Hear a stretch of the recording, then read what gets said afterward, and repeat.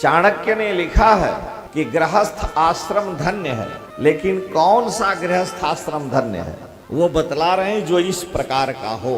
गृहस्थ आश्रम धन्य है, वंदनीय है, क्योंकि सारे आश्रम के लोग गृहस्थ के दरवाजे पर ही भिक्षा के लिए जाते हैं। लेकिन कौन सा गृहस्थ आश्रम? तो वो कहते हैं, महर्षि चाणक्य लिखते हैं कि सानंदम सदनम, घर ठीक ठाक हो, सुताश्च सुधया, संतानें समझदार पढ़ी लिखी हो, कांता प्रिया लापिनी, कांता स्त्री मधुर बोलने वाली, कटकटा के खोपड़ी पर मत चढ़े, कांता प्रिया लापिनी, इच्छा पूर्ति धनम, उतना धन हो जिससे अपनी गाड़ी चल जाए, साईं इतना दीजिए जामे कुटुंब समाए, मैं भी भूखा ना रहूं साधु न भूखा जाए। तो इच्छा पूर्ति धनम स्वयोषिति रति, पुरुष का अपनी पत्नी में अनुराग हो, प्रेम हो, आज्ञा परा सेवका, और सेवक आज्ञा का पालन करने वाला। तुलसी लिखते हैं कि सेवक सठ नृप कृपन कुनारी, कपटी मित्र सूल समचारी। सेवक आज्ञा पालक हो, सठ न हो मंथरा की तरह से, आज्ञा परा सेवका। इतना होने पर भी आतिथ्यम, अतिथि के स्वागत का भाव हृदय में हो गृहस्थ के। हरि पूजनम प्रतिदिनम, रोज भगवान को अगरबत्ती धूप पूजन किया जाता हो। आतिथ्यम हरि पूजनम प्रतिदिनम, भिक्षान्न पानम गृहे, और कोई आवे तो उसको भिक्षा देने में संकोच न हो। इतना सब होने के बाद भी आतिथ्यम हरिपूजनम प्रतिदिनम भिक्षान्न पानम गृहे, साधो संगम उपासते प्रतिदिनम, धन्यो गृहस्थाश्रम। इतना होने पर भी रोज सज्जनों का, साधु पुरुषों का सत्संग मिलता रहे तो धन्यो गृहस्थाश्रम। गृहस्थाश्रम धन्य है, वंदनीय है। इसलिए मानव जीवन में सबसे दिव्य वस्तु सत्संग है। भगवान चाहे तो रावण और कंस की बुद्धि फेर सकते हैं कि नहीं? आप बताइए। परमात्मा चाह ले तो रावण की बुद्धि फिर जाएगी। जब कुंभकर्ण की बुद्धि को फेर दिया, 6 महीने जागने के जगह पर 6 महीने सोना मांग लिया, तो भगवान जो चाहे वो होता है। राम कीन चाहै सोई होई, करे अन्यथा अस नहीं कोई। लेकिन रावण की बुद्धि को शुद्ध नहीं किए, बुद्धि नहीं फेरे, कंस और दुर्योधन की बुद्धि को नहीं फेरे। क्यों? इसका एकमात्र कारण है, भगवान बुद्धि को फेर सकते हैं, लेकिन जीव के स्वभाव को भगवान नहीं बदल सकते। भगवान सब कुछ करने में समर्थ हैं, लेकिन जो जीव का स्वभाव है उसको भगवान नहीं बदल सकते, परमात्मा नहीं बदल सकता। हां, जीव के स्वभाव को भगवान का नाम बदल सकता है। परमात्मा के नाम में यह शक्ति है। अगर वो नाम का आश्रय लेगा तो उसका स्वभाव, उसकी प्रकृति सब बदल जाएगी। रावण कहता है वाल्मीकि रामायण में कि द्विधा भज्येयमप्येवम, मैं 2 टुकड़े हो सकता हूं, लेकिन ना नमेयम तो कस्यचित्, लेकिन किसी के आगे मैं सिर नहीं झुका सकता। द्विधा, 2 टुकड़े हो सकता हूं, लेकिन ना नमेयम तो कस्यचित्, कस्यचित् अहम न नमेयम, मैं किसी के आगे सिर नहीं झुका सकता। क्यों? ए समय सहजो दोषः, ये मेरा जन्मजात दोष है, और स्वभावो दुर्तिक्रमः, स्वभाव का अतिक्रमण नहीं कर सकता।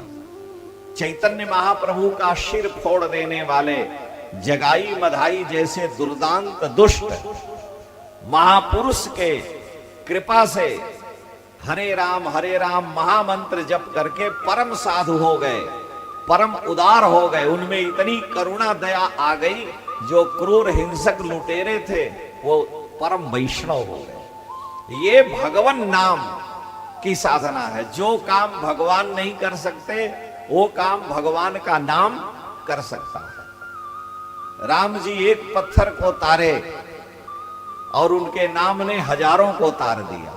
राम एक तापस तिय तारी, लेकिन नाम कोटि खल कुमत सुधारी। जीव के स्वभाव को भी परिवर्तित करने की सामर्थ्य भगवान नाम में है।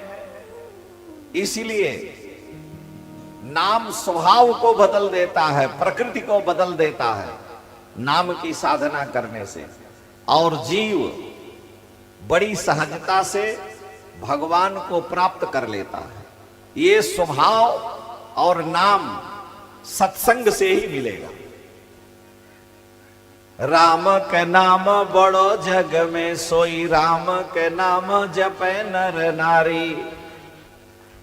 राम के नाम बड़ो जग में, सोई राम के नाम जपे नर नारी। राम के नाम लियो हनुमान, हत्यो रजनी चर लंक प्रजारी। राम के नाम तरी शबरी, और उतारे अजामिल थे खल भारी। इसलिए प्रेम से नेम से राम रटो, यह राम का नाम सदा सुखकारी। प्रेम से नेम से राम रटो, यह राम का नाम सदा सुखकारी। आप जितने भी नाम हैं भगवान के, मैं पक्षपात नहीं करता, सारे नामों का दो दो अक्षर के जो नाम हैं उच्चारण करके देख लीजिए। सबसे सरल सहज जो नाम है आप उसको ग्रहण करें। राम में इतना सरल, इतनी सहजता, इतनी सरलता है कि इसके उच्चारण में कोई कष्ट नहीं है। संस्कृत व्याकरण की दृष्टि से र और म दोनों अक्षर अल्प प्राण है। राधा भी पावन है लेकिन धकार महाप्राण है उसमें, लेकिन म अल्प प्राण है। आप ध और म दोनों बोल के देखिए, श्वासों का क्रम आप बोलिए और देखिए। मैं किसी की बात नहीं करता, लेकिन जिसकी खाते हैं उसकी बजाते हैं। तो आप बोलिए, ध बोलिए और म बोलिए। म बोलने में म, ध नाभि से ध निकलेगा, लेकिन म तो जिह्वा तनिक भी नाचेगी तो निकल जाएगा। इसलिए राम ब्रह्म व्यापक जग जाना, इसलिए श्री राम का चरित्र पग पग पर अनुकरणीय है। वो श्री राम इस राष्ट्र की आत्मा है। आज तो हम 75 वर्ष हो गए, मैं हर जगह ये बात सुनाता हूं, स्वतंत्र हो गए हम लोग 75 वर्ष, मोदी जी बेचारे रोज कहते हैं। लेकिन जिस समय प्रथम स्वतंत्रता के प्रभात को भारत देश ने पाया था, दर्शन किया था, 15 अगस्त 1947, और उसके बाद जब आम प्राणी स्वतंत्रता के बाद गणतंत्रता में प्रवेश किया, तो गणतंत्र दिवस हम लोग कब मनाते हैं? 26 जनवरी को। 26 जनवरी 1950 को, लगभग 2.5 वर्ष बाद भारत का प्रथम गणतंत्रता दिवस मना। और भारत सरकार ने उस समय पार्टियों का इतना चक्कर नहीं था। उस समय सन 1950 में 26 जनवरी को प्रथम बार स्वतंत्र भारत सरकार ने अपनी ओर से डाक टिकट जारी किया। वो डाक टिकट आज भी सुरक्षित है। और उस डाक टिकट पर क्या लिखा था? कौन बनेगा करोड़पति, एक सीरियल चलता है, हम देख रहे थे तो हम अपने मन की बात ढूंढे। आप लोग जान गए कौन चलाता है कौन। उन्होंने 75 लाख तक के प्रश्न का उत्तर सामने हॉट सीट पर बैठी हुई एक महिला थी, उन्होंने उत्तर दे दिया। उसके बाद उन्होंने कहा कि तुम्हारा 75 तो कट नहीं सकता, लेकिन अंतिम प्रश्न है ये, जो प्रश्न आपसे पूछा जाएगा उसमें 4 विकल्प हैं, 4 ऑप्शन हैं, अगर आपने इस प्रश्न का सही उत्तर दिया तो आपको 1.5 करोड़ मिलेगा, और सही उत्तर नहीं दिया तो आप 75 लाख पर ही रिटर्न हो जाएंगे। केरल की कोई महिला थी जो सामने डॉक्टर थी, हार्ट सीट पर बैठे थे, और मैं मोबाइल में देख रहा था, हम झूठ क्यों कहें। तो हम नियमित नहीं देखते, लेकिन सौभाग्य से उस दिन मैं देख रहा था। उन्होंने महिला से पूछा कि ये 75 लाख का प्रश्न है और आपको 1.5 करोड़ मिलेगा अगर आपने उत्तर दे दिया। प्रश्न था कि 26 जनवरी सन 1950 को गणतंत्र भारत ने सबसे पहले प्रथम जो राष्ट्र देश के लिए डाक टिकट जारी किया उस पर क्या लिखा था, और 4 ऑप्शन उन्होंने दिया। रघुपति राघव राजाराम, वंदे मातरम, जनगणमन और सत्यमेव जयते। इन चारों में से क्या था? तो उन्होंने कहा कि डाक टिकट छोटा होता है, रघुपति राघव राजाराम ये नहीं हो सकता। वंदे मातरम जनगणमन राष्ट्रगीत है, राष्ट्रगान है, तो ये भी नहीं होगा। सत्यमेव जयते और वंदे मातरम में वो ढूंढती रही, लेकिन कोई विकल्प बचा नहीं था। उन्होंने कहा खूब सोच समझ करके आप, लेकिन बिचारी बहुत देर तक सोची और अंत में उन्होंने सत्यमेव जयते या वंदे मातरम में एक का चयन किया। और जब उनका उत्तर लॉक कर दिया और कंप्यूटर मास्टर से पूछा गया तो उसने कहा आपका उत्तर गलत है, आपका उत्तर गलत है। कहा सही उत्तर क्या है? कहा कि 26 जनवरी सन 1950 को जब भारत सरकार ने प्रथम बार डाक टिकट जारी किया तो उस पर लिखा था रघुपति राघव राजाराम। हमारे राष्ट्र नायकों ने स्वतंत्रता के प्रथम क्षण में कल्पना क्या की थी? इस राष्ट्र के नायक श्री राम रघुपति राघव। और उस डाक टिकट को हम मोबाइल में ढूंढ के निकाल के लोड कर लिए। जिज्ञासा थी। मेरे कहने का केवल अपना मतलब था कि उस समय यही कल्पना की गई कि इस राष्ट्र के नायक रघुपति राघव राजा राम ही इस राष्ट्र के राजा हों, इस राष्ट्र की आत्मा है, और सब में उस राम का चरित्र विद्यमान हो जाए, सभी श्री राम के पग पर चलें।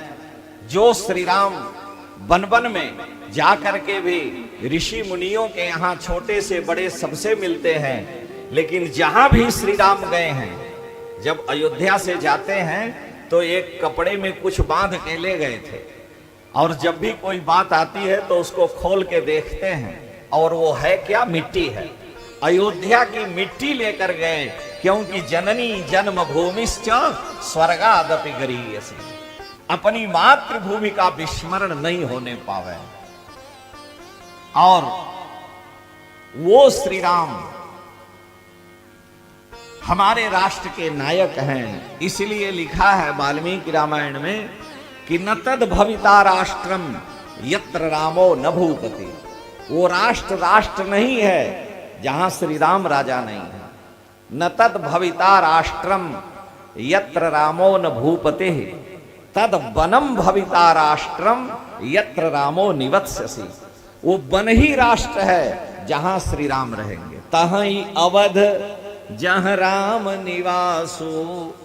तो जन जन में, सबके मन में राजा राम, राष्ट्र राम की कल्पना हो, इसी को हमारा राष्ट्रवाद कहा जाता है। और यही राम कथा का सूत्र है, यही राम राज्य की स्थापना का संकल्प है, और आज हम उस ओर बढ़ रहे हैं।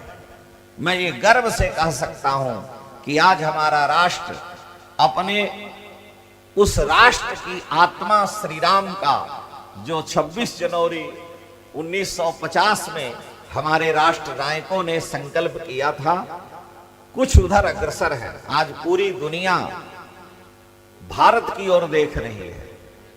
लोग कहते हैं मोदी चाहे तो समझौता हो जाएगा, युद्ध बंद हो जाएगा, जो कुछ भी हो। मैं किसी पार्टी के पक्षपात की बात नहीं करता। जो यथार्थ है, जो कटु सत्य है, दबी जुबान से सारे लोग जिसे स्वीकार करते हैं, तो उनके इस राष्ट्र की आत्मा अगर कोई है तो वो श्री राम है। और श्री राम इस पृथ्वी पर, इस धराधाम पर महापुरुषों के रूप में भी उनकी विभूतियां आती हैं और भगवान स्वयं भी आते हैं। भगवान कब अवतार लेते हैं? यदा यदा ही धर्मस्य ग्लानिर्भवति भारत अभ्युत्थानम अधर्मस्य तदात्मानं सृजाम्यहम् परित्राणाय साधूनां विनाशाय च दुष्कृतां धर्म संस्थापनार्थाय संभवामि जुगे जुगे। जब जब होई धर्म की हानि, बाढ़ई असुर अधम अभिमानी, करहि अनीति जाई नहीं बरनी, सीधहि विप्रधेनु सुर धरनी, तब तब प्रभु धरि विविध शरीरा, हरहि कृपा निधि सज्जन पीरा।